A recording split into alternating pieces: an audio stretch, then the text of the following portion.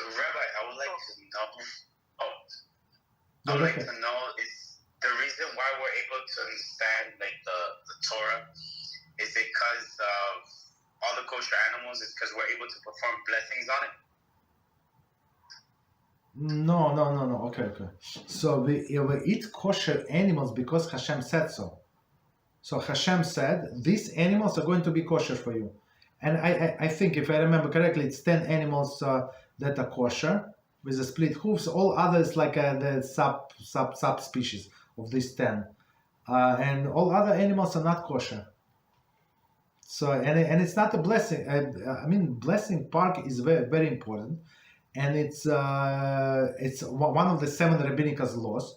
So we have 613 biblical laws and 7 rabbinical. So it's one of the rabbinical laws that we must bless Hashem before we eat and after we eat, right? Because we acknowledge that everything came from Hashem, right? Came to existence by His will, and we can ingest it, and we can take our body can derive all of the benefits. That's what we bless in Hashem for. So all of this just because Hashem said so. So He said, you can, if you want, you can eat these animals.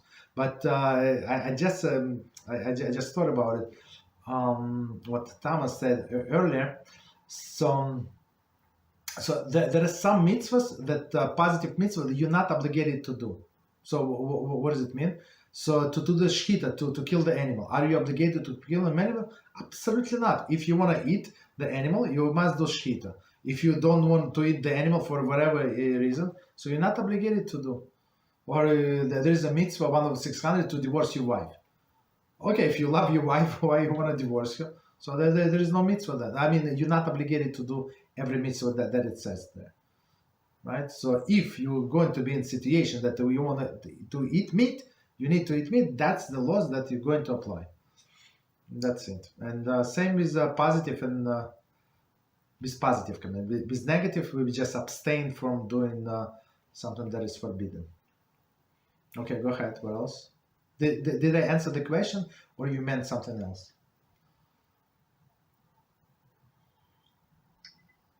Is it because of, I think I heard you because I couldn't really hear you, I was cutting off and on. So is it because of the purity that we're able to gain the knowledge, like understand? Of purity of animals?